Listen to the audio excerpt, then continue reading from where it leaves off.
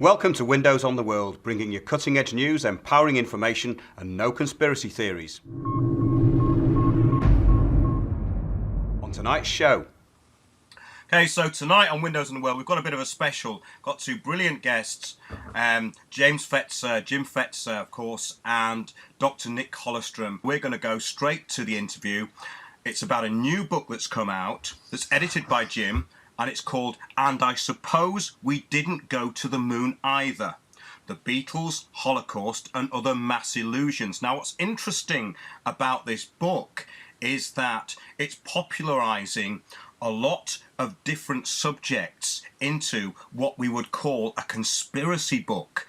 And I don't think this has really been done before, has it, Jim? Not to my knowledge. Nick seems to believe that it has a nice mix that's going to appeal in many different directions, and I suspect he's right. I certainly think so. There's many contributors to this book, including anonymous scholar, Thomas Dalton, Robert Forrison, Zen Gardner, Sterling Harwood, Dr. Nicholas Hollerstrom, of course yourself, James A. Larson, Jim Mars, Mike Palachek, who does the introduction to the book, Yvonne Wachter, Jay Widener, and Winston Wu. So there's a huge amount of contributors to this book. And can you first of all tell us, Jim, what the book deals with? What can we expect when we pick up this book? Well, it's well said on the back cover, in fact, which serves as a nice introduction to wit. William Casey, director of the CIA, was reported to have told his staff, "Our disinformation campaign will be a success when everything the American people believe is false." And they seem to have done a pretty good job of it, where this book explains how we know that we did not go to the moon but faked it, that Paul McCartney died and was replaced, that we hung a double, not Saddam, that Osama died in Afghanistan, not Pakistan, that the Holocaust was different than historians claim. Thus, this book challenges some of our most cherished and deeply held beliefs. The authors have no axe to grind, and unlike the parties to these frauds, are only committed to exposing the truth. Exactly. So people who want to hold on to rigid beliefs had better turn off now, because this is definitely not for them. But for most people who listen to Windows on the World, they're going to find this incredibly interesting, because we have talked about the moon landings with Jay Widener. We've gone into that Saddam and Osama. We've definitely covered that. We are about to do an interview with Nick about the Holocaust, and we've also got did Paul McCartney die? And these are all very fascinating subjects. And to bring that together with something like the Holocaust and pop culture, as I said, I don't think that's been done before. But first of all, we're going to talk about the moon landings, the Apollo moon landings. Now, may I just say, Mark, that the nearest thing we have to a book in the English language on this is the Voodoo History book by Aronovitz, which is totally dismissing anything you might call conspiracy theory and endorsing everything the mainstream media tell you, and that obviously is a big seller, greatly praised by journalists. So in a way, this book is the antithesis of that Voodoo History book. Yes, but this particular book is really not going to be held in high esteem by the Zionist Broadcasting Corporation known as the BBC. So David Aronovitz's listeners, I hope, will not be listening to this interview, and if they are, maybe it will give them a different perspective. But first of all, we're going to go into the Apollo moon landings. Did we go to the moon? So over to you first, Jim. Well, actually, Nick is a member of the Royal Astronomical Society, and he does have an interest in astrology as well, especially in relation to Sir Isaac. But Nick is a real expert in the field, and he is the most reluctant to come to the conclusion that we did not go. So I would be glad for Nick to offer some opening reflections on this whole situation, and then I'll follow up. Well, that's a great start, Jim, because a lot of people will think, I can't believe it. Jim Fetz has given the floor to Nick straight away. So over to you, Nick. Well, I'm quite open to the idea that a lot of the pictures were faked and that and tampered with, and some reason the astronauts, when they got back, were rather silent and didn't really communicate too much, and could not convey to the ordinary public a feeling that they had been on the moon or any of the drama of being on the moon and going there and coming back. They were all rather silent, and I think this has led to such a view of radical skepticism. Why do I tend to believe, in the article that Jim's kindly published, I have endorsed the view that they did really go there. Now, several reasons. Partly a huge amount of moon rock they brought back, which was very unique and extremely different from anything on Earth, quite large quantities of it, and recent evidence of photographing the lunar bases by lunar satellites from, I think the most recent one is by China. Different countries have photographed the remains of the lunar bases way back in 1969, 70. And partly, I mean, it does seem astonishing and miraculous that they could go out there, could go straight through the Van Allen radiation belt. And I mean, God knows how they managed it without getting fried with solar radiation. Well, they're just dead lucky that there wasn't any solar storm that fried them. They had seemed to have had very little protection against solar radiation. It's as if the whole thing went with a wing and a prayer, but that doesn't in itself prove that they didn't go. There are a huge amount of photographs of the lunar surface, very grey and colourless thing. There's nothing very convincing about the 1/6 gravity. You know, people say, well, if they're really on the moon, they should be able to jump at huge distances, and we should be able to see the very different gravity field that they're under. Well, we see what we did see, that their journeys around the moon and their reporting.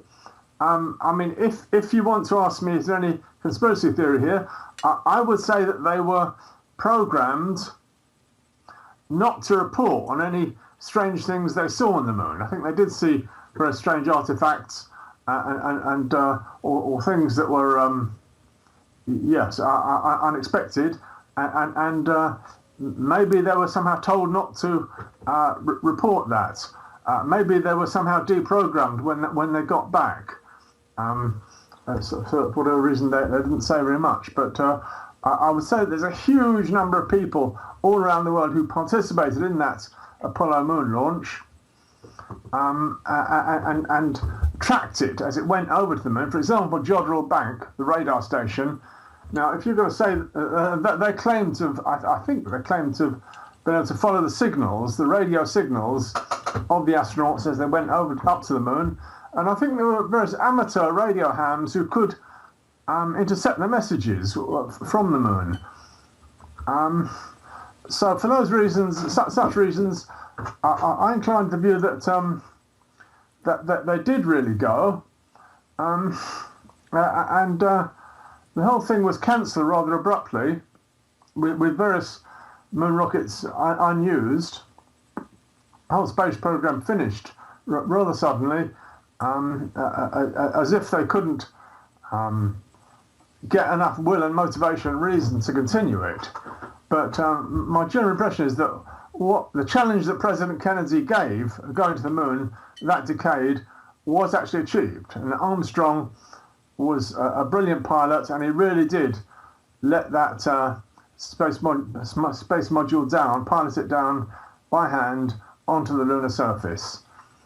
Okay, let's leave it at that. That's very interesting, Nick, and I think you're referring as well to a book, Someone Else or Something Else is on the Moon, which I've read, which goes into the theory that there was some kind of mining going on on the moon's surface, and we've all heard these stories that yes, there was a row of extraterrestrials and the Apollo astronauts were told to leave and all this kind of stuff. But let's go back to more practical things and look at the NASA photographs and the NASA footage. There are many anomalies in there which do not make sense.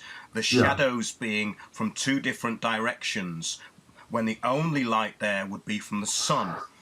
There is actually a very interesting documentary called What Happened on the Moon, where professional photographers and indeed rocket engineers get together and take the whole thing apart. So there were doubts within the scientific community a long time ago about this. Now, if we look at those photographs and the footage from the so-called moon landings, there is this theory which brings another contributor in who's in this book, Jay Widener, who's done a lot of research into this idea that Stanley Kubrick directed those films, which became known as the moon landings, 2 to 3 years previously in studios in Hertfordshire. Yeah. Now, So this is like the James Bond video Diamonds Are Forever, where Bond stumbles into a giant pod where they're filming the whole moon hoax, and he walks through it. Let's just refer to that as sort of a popular version of the story you're telling us, Mark. well, it is, and of course people go, well, that's the Illuminati telling us. We're not really talking about that. We're talking about the empirical facts here. In other words, the photographs that the astronauts allegedly took of each other on the moon could not have been taken on the moon, and also could not have been taken with waist-held Hasselblad cameras in zero gravity. I agree, that is extremely weird, Mark. So let's just expand on what you just said. The cameras they had, you didn't look through an eyepiece to get it into focus. The cameras were held on their chest, and all they did was click to take the photo. And how come the photographs are so well composed and arranged under those circumstances? And perfectly lit, because the one where the very famous one with our world in the background and the astronaut on the moon with the reflection in his visor of the LEM, the lunar module, and the other astronauts in the background, I think that is so well composed. There is no way, in my opinion and the opinion of professional photographers, it could have been taken anywhere but in a studio. Yeah. Okay, let's just point out, Mark, the fact that photographs are faked does not as such prove that they didn't go to the moon, does it? Absolutely. For example, there's a story in Australia of somebody watching a moon landing scene, and she saw a bottle of Coca-Cola rolling across the surface. Yes. I'm not denying that might have happened, but I would say the American sort of intelligence services, they will have a plan B, and they will have that sort of worked out as a backup, sort of fiddling fake pictures. So I'm quite open to the idea that some of these pictures may not have been authentic. Yeah, so that really leads us into a conspiracy, doesn't it? Because as we know, because we're researchers, that photographs of events that happen all over the world are often staged. Those photographs that get into the newspapers are not of the event, and that's been proved time and time again. For instance, when, of course, the statue of Saddam Hussein was going to be pulled down, they basically put another 100,000 people into the photograph. So we know these things happen. Yeah. May I say that as you referred to a book, I think my view is quite well expressed by Richard Hoagland in his book Dark NASA, a kind of history of the moon journeys, and he says how things were covered up, but were the astronauts somehow programmed. But he does insist that the thing really happened. The rockets did really go up into space. Well, the rockets could have gone up into space, but that still doesn't mean we went to the moon. No, it doesn't, no. Just because a rocket goes up, there's something attached to it, Well, let's ask yeah. Jim what he thinks. How does he see it? Well, I most enjoy this, Nick. I thought you might. Mark seemed to me to be marshalling quite a few considerations that weigh against our having gone to the moon. Just for openers, Nick, you point out they must have been incredibly lucky to transit the Van Allen radiation belt. Oh, I mean, good. as recently as August 30th, 2012, a NASA spokesman acknowledged that the principal obstacle to a manned mission to Mars was overcoming the Van Allen radiation. But if it was a problem now, surely it was a problem then. I mean, it's not Yeah. a new phenomenon, right? Yeah, right. And of course, you mentioned about the moon lander coming down. One of the fascinating aspects of that is when you look at photographs, the jet thrusters of the lander did not disrupt the dust covering the moon when it landed. There's no, blown out crater beneath the lander where it would be expected. Not only that, but there's not even any moon dust on its feet. They are clear. I mean, this much more appears to be a movie set than it does the surface of the moon. No, I say, when they arrived at the moon, if they did, they found far less dust than they'd expected. They were expecting the huge amounts of moon dust due to the huge variation in temperature, and they found instead of a really quite a hard surface, a very hard surface with paradoxical properties. There were a lot of, for example, high heavy metal content, even though the density of the moon is very, very low, and they found strange glass spherules all over the lunar surface, which would have optical properties. So the full moon is quite bright. The sunlight reflects on these. So what they found wasn't what they expected. But I guess there is still some moon dust. And as you point out, when the lunar module landed, you would expect some dust to be blown away, yeah. Well, there's certainly sufficient dust that you can see very clear imprints of the astronauts' boots on the surface. Boots. And you can still see that today. That is still rechecked by satellites that photograph it, apparently. That's my understanding is we do not have any telescopes powerful enough to detect those features in the dust. Not from here, no. Only satellites that orbit around the moon. They have to go into lunar orbit to photograph it. Well, let me just add, and of course the moon rover was leaving tracks, except we have photographs of the rover with no tracks in front of it and no tracks before it, suggesting it was set down using a crane to be a prop in space. Right. And one of the best photographs, which actually I only discovered after the book had been published, shows that moon rover tracks beside the lunar lander before the rover has been unpacked from the lander, which is a rather stunning blunder, Nick, that occurred, when they got careless about their filming. Yeah. There's another point here as well, Jim. It's quite interesting about that, the lunar rover, in that the way it's meant to have folded up is apparently a bit of it's a little bit of an anomaly, because it didn't seem to fit where it should and couldn't quite pack down to the size that they said it would. Yes.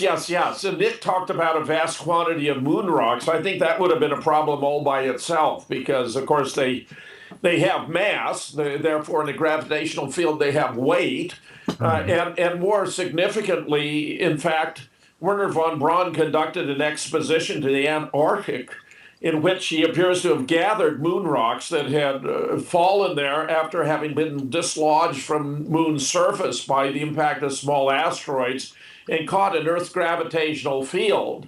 So I suspect that while we did not go to the moon rocks that were produced were bona fide moon rocks. They simply hadn't reached Earth by the causal mechanism that the Apollo program maintained.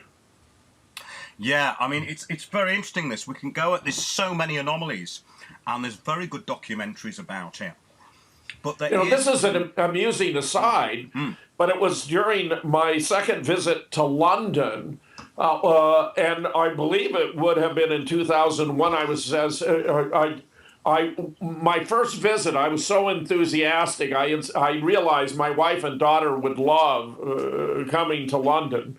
And because her maiden name was Morgan, I selected the Morgan Hotel on Bloomsbury Street, which backs up to the British Museum. And we were there in our room watching one of the BBC channels when, to my astonishment, what came on but conspiracy theory, did we land on the moon, which offered one scientific argument after another about how we could not have gone to the moon, and all the evidence was against it, including some of the anomalies Nick has mentioned. For example, that the motion of the astronauts on the surface, where you only have 1/6 of gravitational attraction, simply appears to be in slow motion. Slow motion, yeah. Actions that took place in a normal Earth-like gravitational field. But it's just ironic for the three of us to be discussing this when my first introduction actually came when I was in the UK myself on that occasion. Yes, that's a great one, Jim. That's a good little anecdote. But the thing is with this Apollo program is there are so many anomalies. And so if we look, so we can look at the photographs, say, they needed studio photographs for the public. The footage couldn't be shown. Maybe they couldn't get the footage back. We know about the Van Allen belt. And of course, the idea of a live signal, I really don't think that's too plausible at that period in time. I'm not sure they could do it now. So what's you mean broadcasting back from broadcasting back from the moon? Yes. Oh. May I say, by the way, so we don't it doesn't slip past, that your points about the photographs are all spot on. The camera was mounted external to the suit. As Nick observed, there was no way to focus. And yet photograph after photograph is perfectly framed. I mean, it's inconceivable that this percentage of photographs would be so well framed were they actually taken, given the arrangement of those cameras external to the suits. And the number of photographs that were taken, even by itself, is staggering, where Jack White, who is a leading expert on the Apollo photographs and who has a website, Jack White's Apollo photograph studies, which you can find online, and which is actually maintained from the UK with my financial support, he discovered that 5,771 photographs were taken, according to NASA, in 4,834 minutes. Amazing. Thus, if nothing but photography had been done, such a feat is clearly impossible, made even more so by all the documented activities of the astronaut. Imagine 1.19 photos every minute that men were on the moon. That's one picture every 50 seconds. I mean, It's just staggering. And I love that Jack made that discovery, because it doesn't even depend on the qualitative features, which are already anomalous, but on simple elementary quantitative considerations. No, that's absolutely right, Jim. And having looked into this, my personal view, and I want to get your personal views on this as well, so we can have a voting procedure as we go along. I personally don't think we went to the moon. What do you think, Nick? Yeah, I think we did, yeah. Okay. What about you, Jim? Not a chance, not a chance. You're outnumbered on this one, Nick. I am, yeah, right. There are other wonderful chapters here, by the way, on the moon landings, where I'm even skeptical that any photographs could be taken at all because of the effect of cosmic rays on the photographic plate. So I'm skeptical that photography would have even been possible on the moon, not to mention the vast stock of anomalies. But there's a wonderful chapter here by Winston Wu, where he offers 35 proofs that we did not go to the moon, Mark. 35 proofs from Winston Wu. And it's just an absolutely classic chapter on the moon landing hoax. It's fascinating. So does he see all the astronauts as sort of totally deceptive? Does he think they just went into low Earth orbit? Does he think they did get up into those spacecraft? Or what is he suggesting happened? It was all staged, and it was all filmed in a studio. And Jay Wiedner has a chapter here about how it appears to have been done using what's known as front screen projection by Stanley Kubrick, to which you alluded earlier, Mark. So all of the astronauts were just actors pretending. Is that yes, which is why which is precisely why they were so sheepish at that press conference to which you alluded, Nick. They were embarrassed because they were having to fake it. And these were people who really basically had a lot of integrity. So for them, it was a very difficult psychological. I may add, I think one of the strangest things is that none of them died from any funny illness. I would have expected a large proportion of them to get the big C due to radiation, prolonged radiation in space. And as far as I know, none of them did they? No, that's absolutely right. I mean, the improbability. 24 astronauts who were supposed to have gone to the moon. None of them did get any funny illnesses from radiation, did they? Is that correct? Yes. And the improbability of these multiple visits to the moon going off without a hitch is simply infinitesimal. I mean, listen, Jim.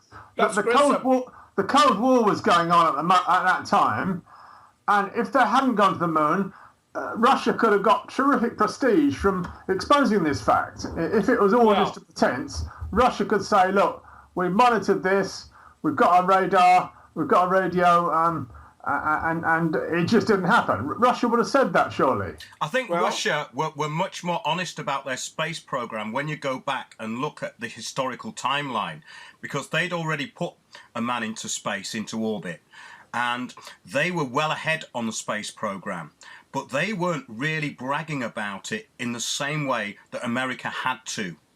If you go back, they were more scientific in their approach to what they were doing, and all of a sudden Kennedy comes out and says, we're going to put a man on the moon. There have been lost astronauts in deep space, isn't there? Yes. One hears those stories, but they did really lose a few. Yes. Bear in mind that the motivation for the space program was to demonstrate American technical and scientific superiority to the Soviets after they launched Sputnik and got the drop on the United States in terms of its apparent advanced state of research with regard to space, where the United States was lagging behind. So the project was launched as a political objective to demonstrate we were superior to the Soviets. But of course, once they realized, given the Van Allen radiation belt and so forth, where Werner von Braun, for example, had calculated you need 2 or 3 spacecraft to do it, and their dimensions would be about 3 times that of the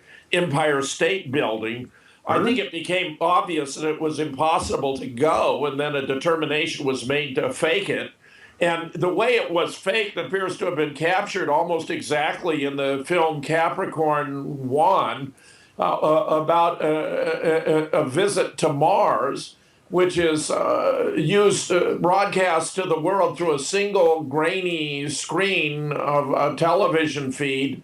And, it was all faked that way very cleverly. I think that actually is an expose of how the trips to the moon, which we allegedly, but in fact did not actually take, were presented to the public. I was just going to bring that up, actually, Jim, because, in my view, Capricorn 1 was the documentary of the moon landings, and the moon landings were a hoax, in my opinion, and from my research.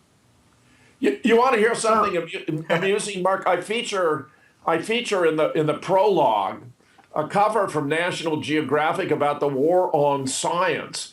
And what does it feature but a moon lander with an astronaut on a stage where there's a technician on a ladder adjusting his spacesuit so that inadvertently, while the objective is supposed to be to suggest that you're being unscientific if you don't believe we went to the moon, they're actually revealing how it was done on the cover of the magazine. That's at the stage we're at, though, isn't it? Because it is. The age of media and total lies within the media. It rules nothing like that out. And of course, they are contradicting themselves all the time. So I think that's a great way to start the show off. So, Jim, supposing this was all a deceptive conspiracy, how many people would have had to know? How many people would have been in the know and kept secret? Well, Nick, it all depends on circumstances. The Manhattan Project took place and had estimates have gone as high as 10,000 involved. Yeah, but that was only kept secret for a couple of years, and it was a wartime emergency, Yeah, but this was the Cold War, and it would have been viewed in a similar psychological or military-industrial framework. So I don't think that argument cuts it, but it's especially important, needless to say, Nick, and I know you agree because in so many other contexts, you base your reasoning on laws of science, that the improbability, for example, of negotiating the Van Allen radiation belt, which remains a problem today, and according to NASA is the major obstacle to a manned mission to Mars. I mean, we just have to face up to it that, we were unable to go, so we faked it. Yeah, I do take the basic point, which I think you two are making, is that a real project to go to the moon, you would first put monkeys or animals out through the Van Allen belt and bring them back and see what happened to them. Very good. That would be the first stage you do. That's right. You wouldn't just put a bunch of astronauts out there. That's right. Well, and many have observed that their spacesuits were actually costumes, that the construction of the spacesuits was so flimsy that it actually could not have provided them any protection from cosmic rays, radiation, what have you, to which they could well have been exposed had they actually gone. No, they'd have to be walking around in lead-lined suits. But I think your point, Nick, about how many people were involved in the project, that doesn't necessarily mean that anyone knows what's going on. Look at any corporation, any military operation. There may be hundreds or thousands of people involved in that with one tiny little job to do. There's very few people who have hands-on experience of what's going on. Well, I thought there'd be enough people who could, late in life, retirement, write an amazing memoir of, I worked in NASA on the fake moon landing. There could be amazing memoirs coming out. That may follow this book as night follows day, Nick. And I just observed that one of the most staggering reports we've had from NASA in recent times is that they lost all of their original moon footage. Now, this is incredible in the extreme. Here you have the most valuable footage, assuming that we actually traveled to the moon ever acquired by the hand of man at enormous cost and expense. Classic, irreplaceable footage that has now been lost, and they appear to be in the process of systematically deleting moon photographs from the site, no doubt because modern technology. I recommend, if you read the Dark NASA book by Hoagland, he does describe a colleague who witnessed this in order to destroy a whole lot of priceless moon photographs, and he said he kept some duplicated some. It may be there's stuff they saw on the moon that doesn't fit in with current theories, or possibly even shows some remains of old, some intelligent life that was there at some point.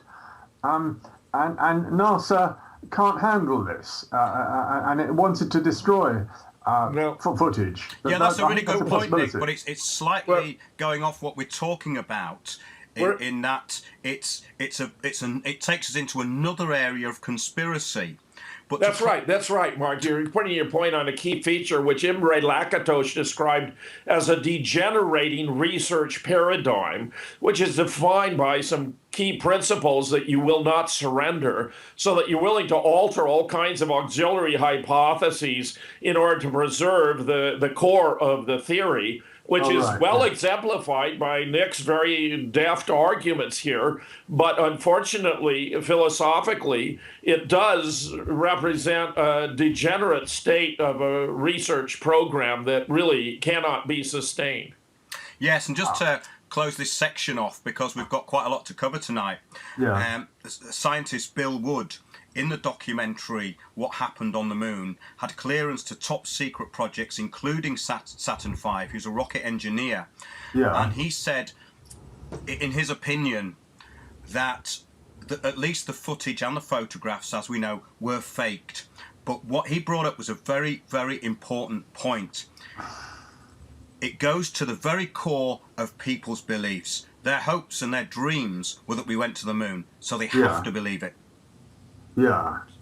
And also whether we believe in an international space program, whether we believe that man can get out to the moon and Mars and set up dwellings there. Will that ever happen, or are we earthbound? That could also be involved here. Well, according to me and Jim, we didn't go to the moon. So at the moment we're earthbound, but you're going to have your moment very soon, Nick, because we're going on to our next subject, which you've been researching. Did Paul McCartney die in 1966? I'll give you the bare bones on this one, Mark. Thanks, Jim. Paul appears to have died in an automobile accident, ironically, on September 11th, 1966. When Ringo raised the question, what about the band? They had to ponder the future. Brian Epstein, their manager at the time, the following month, canceled any future tours by the band. No matter what they did, it would have been too risky and given away, even if they had a substitute on hand already, which I suspect they did not yet. But by the time of July of 1967, when they released Sgt. Pepper, they indeed had found a replacement. And believe it or not, and I'm not going to give this away because it's such a fascinating story, but James Larson, in my opinion, has actually determined who it was who replaced Paul. Yeah, and of course the names that are typically used is Paul for Paul James McCartney, the original, and Faul, F-A-U-L, for False Paul.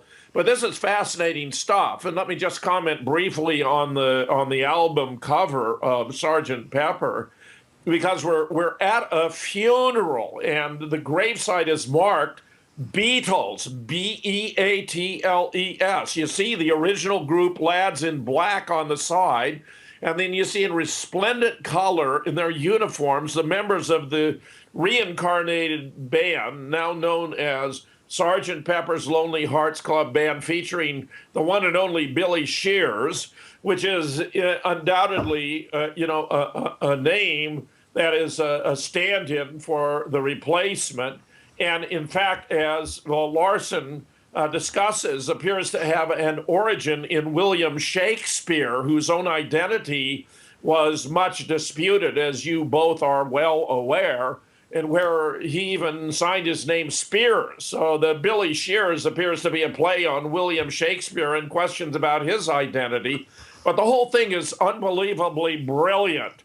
And, I would never have been convinced, but for the work done by two Italian scientists who ironically set out to disprove the hypothesis. They thought they could establish that the extant Paul, who is also referred to as Sir Paul, since it was he who was knighted by the Queen, was the same as Paul James McCartney. And to their astonishment, they proved precisely the opposite.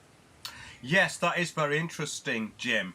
What I would say to start this off, having met people who knew Paul before 1966 and after, I've never heard anyone within the music industry come up with this theory. Nick, what Mark is saying is he knows people who knew Paul McCartney before and after 1966, and he's never heard any of them raise any of these issues. And how one did. A chap called Emile Lare, who was a photographer on the film Help, and he has talked to the people who made the film, this important disclosure film, The Winged Beetle, and also The Rotten Apple. Those are the two which I recommend online. And you can see Emile Lare talking about what a weird business this is, how lovely the real James Paul McCartney was, what a wonderful lad he was, and who on earth is this replacement, and how so many people seem to have died in the process of this replacement. A lot of people, most people who might have known too much or been too close to the family have sort of died off, and obviously the Beatles themselves. Only Ringo still remains. So Emile Lare is commenting on that, but I agree with Mark's general point that he is basically the only guy who has. We surmise that there must be musicians who, various musicians put it into their songs. Donovan, the Rolling Stones, the Who. They were amazed by the new stranger who turned up and looked kind of like Paul, but in other ways was so different from Paul. And it's sort of a very mind-blowing thing to have this guy turn up in the world's greatest band and enable the show to go on. Yeah. But yeah, I think the last point Nick made is the key one here, Mark. Everyone wanted this phenomenon, this culture changer, this most astonishing popular band in history, whom I have even compared to Mozart and Bach in terms of the quality and complexity of their compositions, to continue to go on. The show must go on. And the fact of the matter is, it seems to me they were bound by something very analogous to a blood oath in the mafia to not break the silence of what had actually transpired. But what is utterly fascinating is that the Italian forensic scientists who published the results in Wired Italia, which is the Italian version of Wired magazine, discovered differences in their palates, in their teeth, in their ears, in their skulls, in the shape of their faces, and of course even in their heights, because I put right in the prologue a photograph of Paul before with Jane Asher, and they're very near to the same height, and with Paul with Jane Asher afterwards, and he's a half a head taller. I mean, these are not mere coincidences. These are features of physiological features that are not amenable to change, because while the replacement had a polished look about him, and again I say you have to read this chapter by James Larson, which is so brilliant, so completely brilliant. And you'll see the correspondence where they refined it with plastic surgery that was done in Africa. I mean, it's such a fascinating story, purely intellectually, that the most visible man in the world could possibly die and been replaced, and the world, by and large, not noticed. That's simply dumbfounding. This is something I wanted to bring in, Jim, because I have a very rare photograph, and it's the original photograph that was in a newspaper in 1962 that was owned by Sun Newspapers, and I managed to get hold of quite a few of these old newspaper photographs, the originals. Right. Now, this was of Paul McCartney at the Dorchester with Brian Jones and Keith Richards of the Rolling Stones. Mm-hmm. Now, I do agree, and this is from my own opinion, that the new Paul McCartney does look a lot taller than the previous Paul McCartney, if there was a previous Paul McCartney, because, as you were saying, Jim, the height of Paul was, and photographs can be deceptive, we know that, but if you take one step in front of a person in a group photograph, you will look bigger. And Paul was 5'8", 5'9". Yes. Beatles were all shorter, and so was John Lennon. Beatles were shorter than people think they were. Okay. Yes, same as the Rolling Stones. So Brian Jones was around 5'5", 5'6". Keith Richards probably about 5'8". And Paul, in 1962, did look around the same height as Keith Richards in that photograph, and not very much taller than Brian Jones. So that does give some credibility to what you're saying there, Nick. So we've got a Paul McCartney replacement that's taller than the original Paul. Now, in the music industry, because the Beatles worked with so many people, and they toured all over the country, and of course went to Germany, they went around the world, hundreds of musicians worked with them, and musicians are a pretty cynical bunch. Why has nobody ever brought this out? Or is that part of the conspiracy? When people get close to Paul, are they really sworn to secrecy? What's your opinion on this?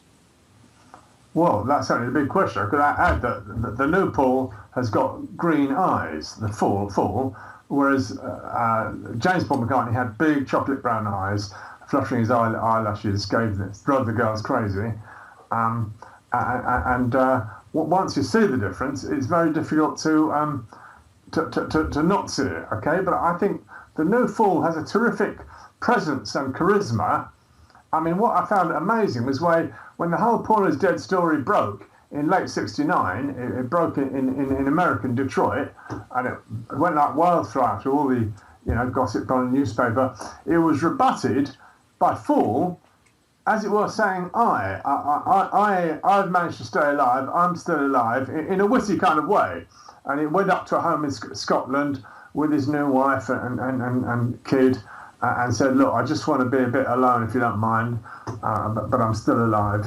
And just his charisma of saying "I," of identifying with Paul, and also I could say of not only having Paul's old girlfriend support him, Jane Asher. She would walk hand in hand with him. That was terrific for his credibility.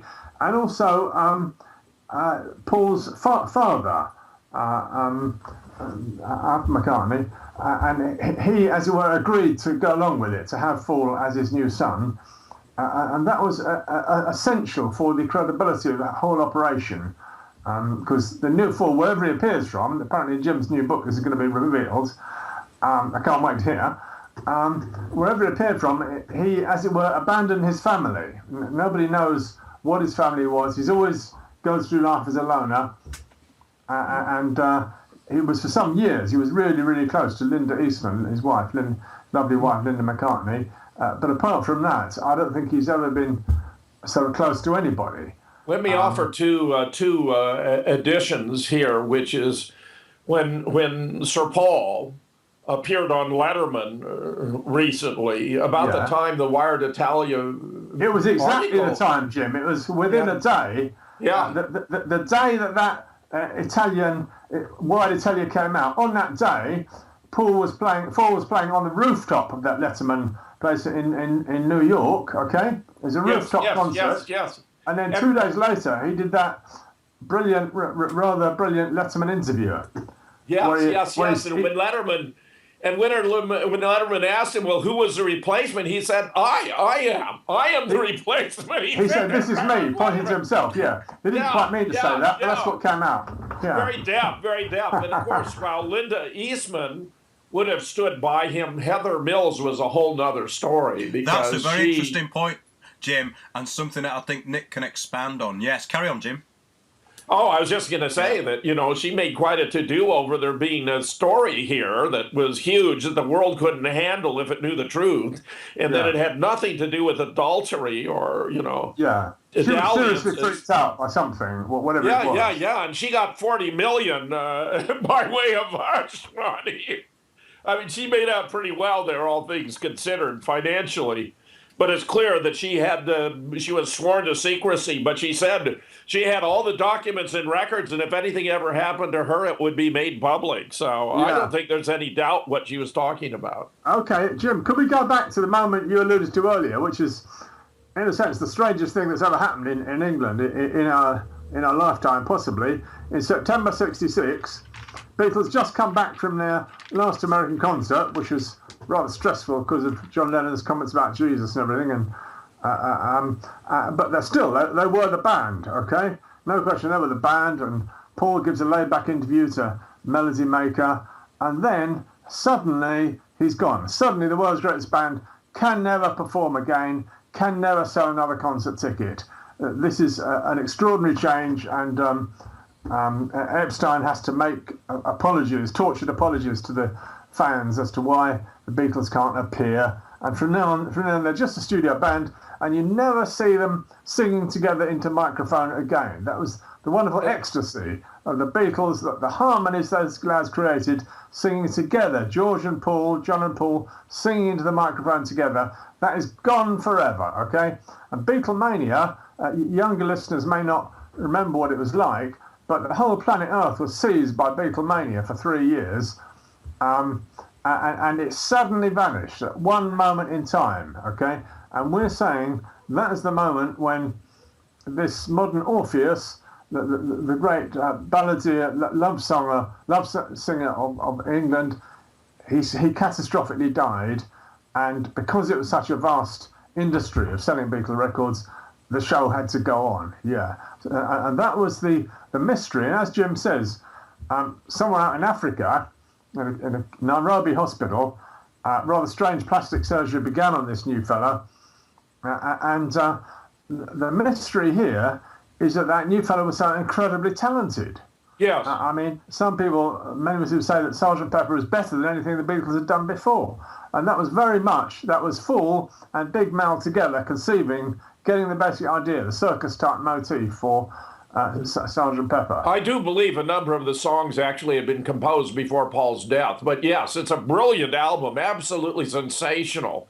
And I would only add, I'd make this point that Nick contributed a chapter from this marvelous book he has authored, Paul McCartney, 1942 to 66, A Very English Mystery, so that those whose appetite is whet by what they read in our book, I think they may want to pursue it further with Nick's new book, which I look forward to myself with great enthusiasm. All right, thanks, Jim. May I say, you said about Jay Widener revealing a whole lot of stuff. I think it's fascinating the way the whole theorising and discovery of the Paul is Dead story has happened in America, and England is in kind of total denial and lockdown on the subject.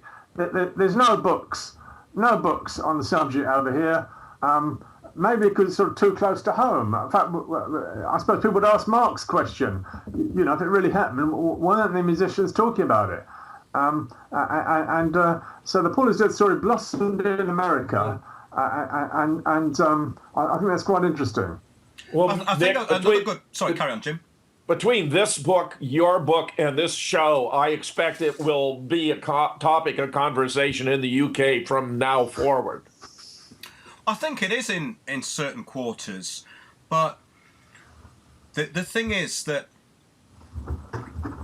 if we can get some more evidence on this, in other words, maybe somebody comes forward from within the music industry and starts talking about... I say the big evidence, Mark, has to be this book. Memoirs of Billy Shears. This is published on 9909. It's 666 pages, 66 chapters, and that suggests that this is the only autobiography that Sir Paul will ever write. It's written as I.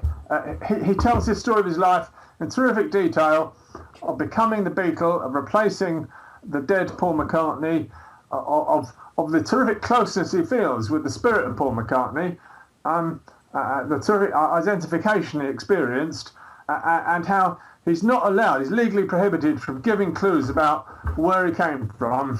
So it's like he stepped through an opaque glass sheet in September 66 onto the stage of history and took over he mended the broken bones, took over it, somehow became the boss, as it were. The others found him rather too bossy. But we could reflect, perhaps, Mark, on why did none of the Beatles ever write an autobiography?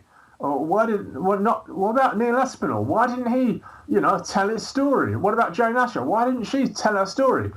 All of the key characters are silent, okay? So there's something untellable in this story, something that they can't come out with, right? And various dead figures around who might have wanted to tell some sort of story. Oh, suddenly, suddenly he's died. What a shame. So even Brian Epstein.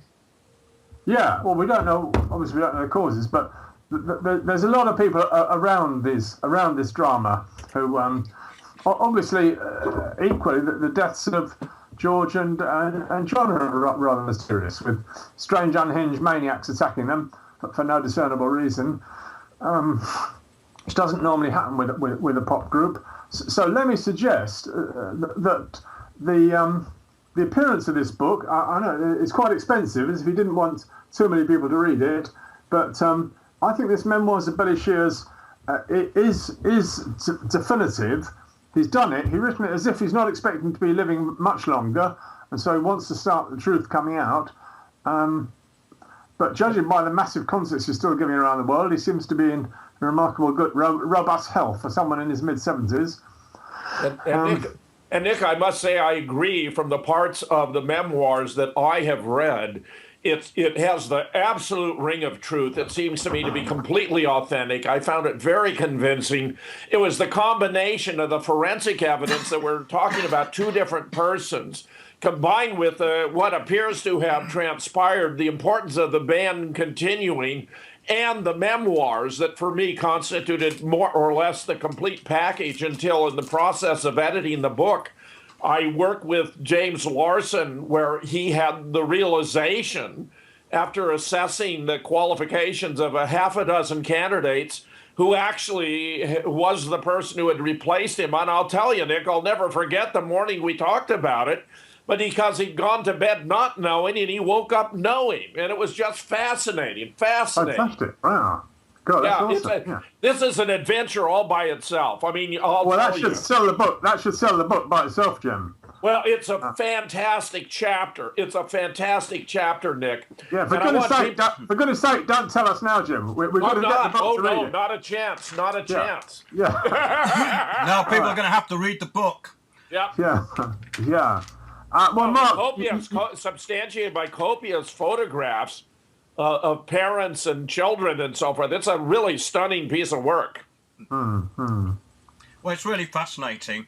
I mean, I'm not a Beatles fan, so I haven't looked into a lot of the depths of this story. But the Memoirs of Billy Shears is written as a novel.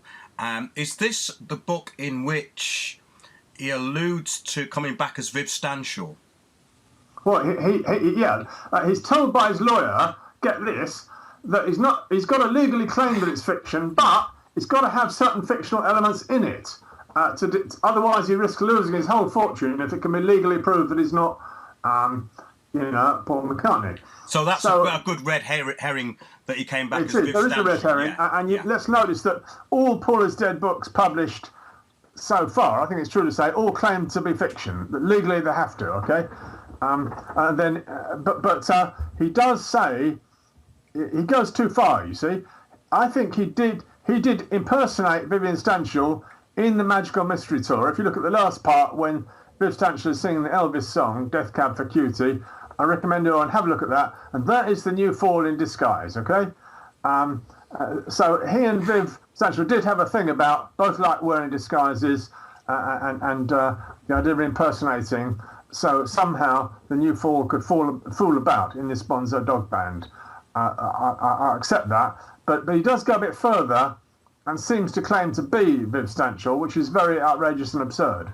Yes, it really is, because I actually know people who were involved with the Bonzo Dog Band and bands that were surrounding them, and especially of that era, because that came really out of trad jazz and this comedy era in popular music, which mixed music from the 1920s with this kind of trad jazz and really wacky English off-the-wall humour and surrealism. And I have met quite a lot of people involved in that scene over the years, and I've never heard anybody again mention this conspiracy. No, it's funny, isn't it? Okay, Mark, one thing we haven't mentioned is the clues that are left behind. I mean, your musical friends, surely they must all be aware that if you play Strawberry Fields, right at the end, you hear Lennon clearly murmuring, "I buried Paul." And if you play the Ghastly Racket on the White Album called Revolution 9, play it back, and it keeps saying number 9, you play that backwards and it says, "I buried Paul." And there are things like this that are regarded as quite unequivocal. Oh, they're not. And of course, the Abbey Road album has been apprised as consisting of John Lennon dressed in white as the minister, and then you get Ringo dressed in black as the mortician. You get George at the end in blue jeans as the gravedigger, and then you have Paul there, who actually has no shoes on. He's out of step with the others. He's holding a cigarette oddly in his right hand. Paul was left-handed, who is the corpse. So that there's a story that goes with Abbey Road, where I find, however, the most impressive is the masterpiece cover of the Sgt. Pepper album, which indeed, properly understood, is a funeral for the old Beatles and the introduction of the new band. Totally, yeah, with OPD in the middle, officially pronounced dead, and all sorts of clues on that album, yeah.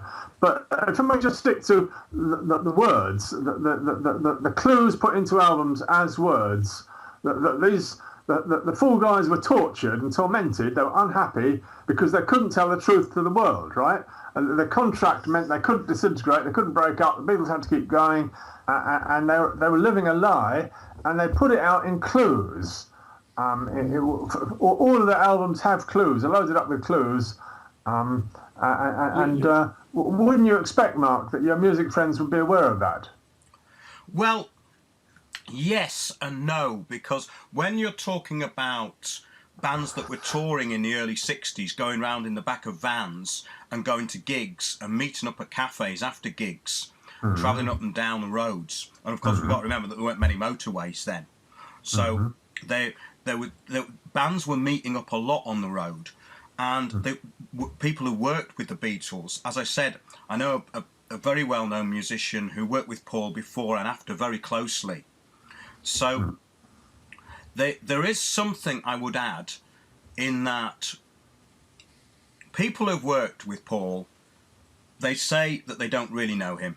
He keeps himself to himself, and he's a bit of an enigma. Right. And I do think, though, that there is something in this, and it's definitely a fascinating subject. We're going to take a short break, and we've been discussing a new book edited by Jim Fetzer called I Suppose We Didn't Go to the Moon Either, which contains, for the first time, theories and a lot of information and evidence on the moon landings. Did Paul McCartney die? And what about Saddam and Osama and the mythology of World War II? In the second part of this show, we're going to be talking about Saddam and Osama and the mythology of World War II with Professor Jim Fetzer and Dr. Nick Holostrom.